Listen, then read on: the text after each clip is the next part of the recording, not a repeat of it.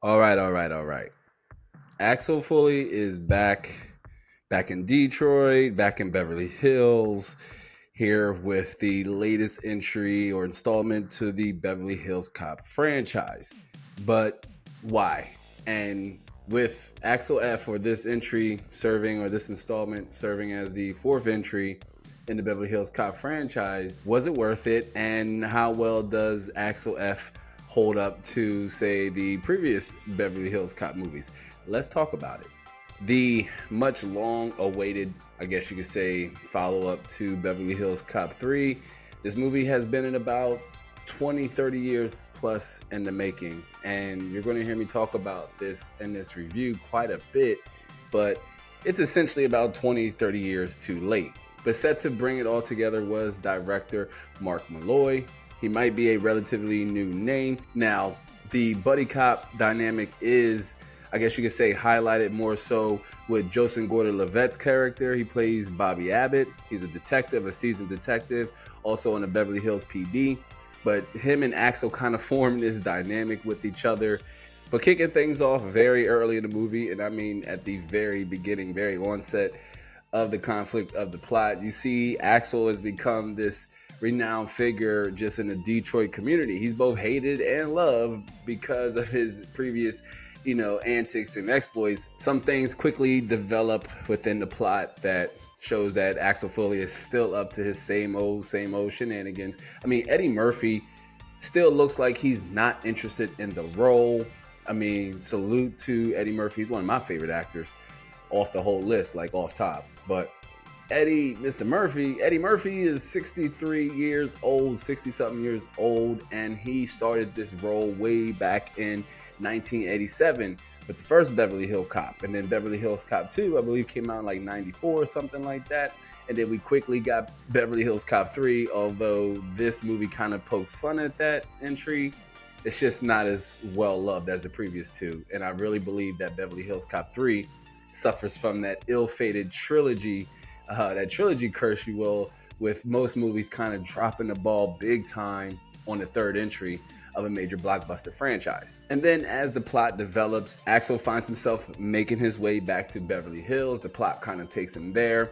It's no spoiler because it's featured in the trailer, but his daughter, Jane, does play a large role with him having to return to Beverly Hills. And the whole concept of Beverly Hills Cop is that there's always this event or situation that has to pull Axel out of Detroit and over into the lush hills and suburbs of Beverly Hills. It's like he's like fish out of water. And I think that's what always made the first 1 and 2 Beverly Hills Cop movies for sure. But that's what made the first Beverly Hills Cop movies so interesting and so appealing. But in each Beverly Hills Cop movie, there was a different reason that Axel had to come back to Beverly Hills. The reason that brought Axel back to Beverly Hills in Axel F was extremely shallow and just paled in comparison to the other entries. But eventually our guy Axel does make his way over to Beverly Hills. He flies over, he lands, he finds a few old familiar faces, some faces we've seen in the previous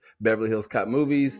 And that's Judge Reinhold and John Ashton returns, both as Billy Rosewood and John Taggart respectively. Taggart is more of like a police chief now, so he's like in a limited role. Judge Reinhold, that's my man Billy Rosewood, also returns. Looks fairly young, to be honest with you. But Billy Rosewood is back. Everybody loves Billy Rosewood, but he's different in Axel F. It's not the same Billy Rosewood we came to love in Beverly Hills Cop 1, 2, and 3. Just his charm and his determination. I mean, it's kind of missing along with his role and actual presence in the movie. Rosewood appears early in the movie and then he's like out of the movie up until like the very end. And then on top of that, we get a few additional familiar faces. Bronson Pichow's or Pichon's Surge is back, another beloved side character, one of the best side characters in the action franchise. But Surge's inclusion does seem a little forced and out of place. Surge does have some moments where it elevates the comedy in the movie, but even then his presence too is extremely limited. And to be honest with you, I was kind of lost at times as to what Axel was even trying to achieve with Surge. So that just told me that Axel F, this movie was heavily reliant on member berries and essentially taking you down memory lane with a franchise that wanted to give you all the, remember this, remember that from 20, 30 years ago without adding much substance or plot or to the reasoning as to why some of these aging characters even returned. The action is modern and high paced. There are a lot of car chase scenes. The car chase scenes seem a bit excessive at times.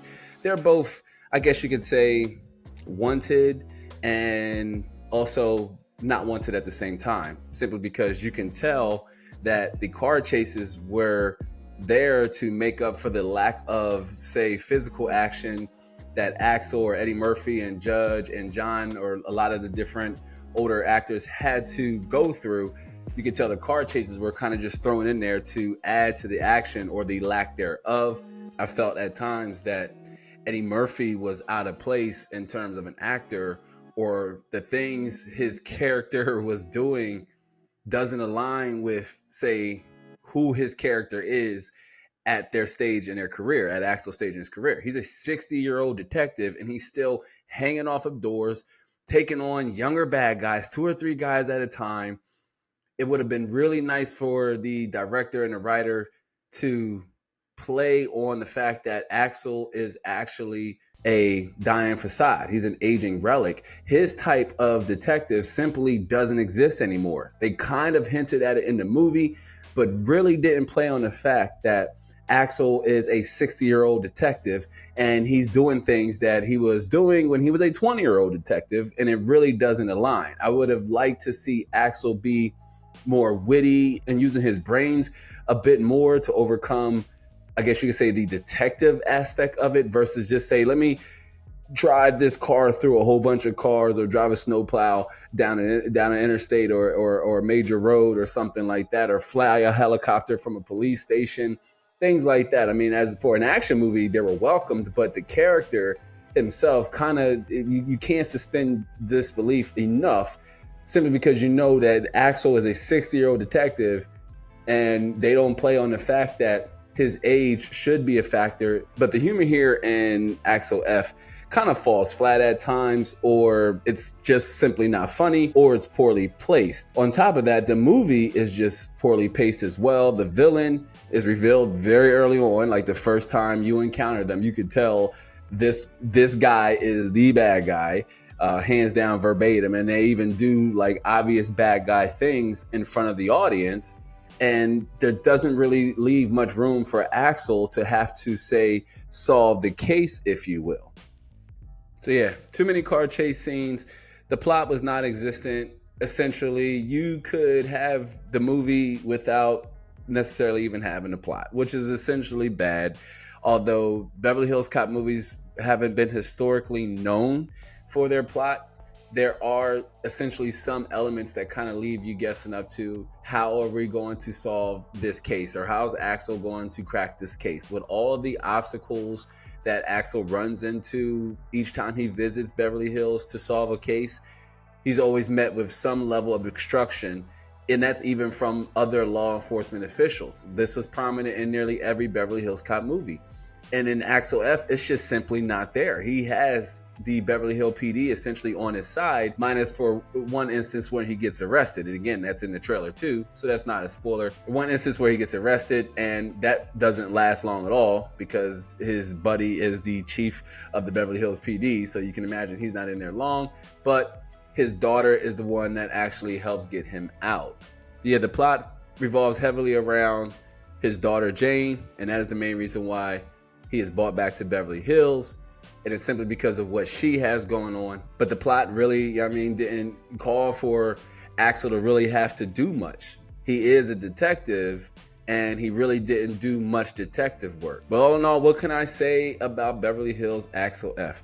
Other than that, yes, it is about 20 to 30 years too late. It is rated R, but for what, I can't really tell you. I don't remember anything over the top in terms of graphic nudity or violence, if you will, minus a few awkwardly placed, cuss words here and there in the mix. It's about an hour and 42 minutes long.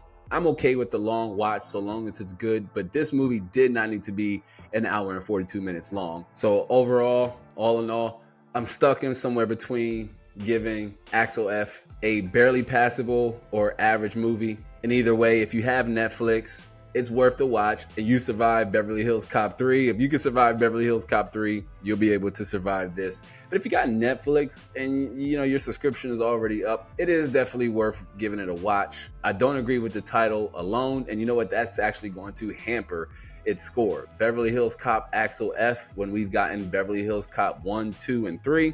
And there's no reason why this couldn't just been Beverly Hills Cop 4, but I digress. My final grade, I'm going to have to give Beverly Hills Cop Axel F a 6 out of 10. It's barely passable, barely watchable. Beverly Hills Cop 2, still probably the best in the franchise. It's probably best they leave it alone. Took too long to have Axel F come out. Beverly Hills Cop 4 was supposed to come out somewhere in 2004, 2005, but it kept suffering from different directors and different scripts and rewrites and things like that. It just never came to fruition. Instead, we got Beverly Hills Cop Axel F. But that's all I got for this one, y'all. It's been your boy Lab. If you haven't yet, subscribe with the notification bell turned on and like this video on your way in or on your way out. I do hope to catch you all in the next one. So until then, be easy.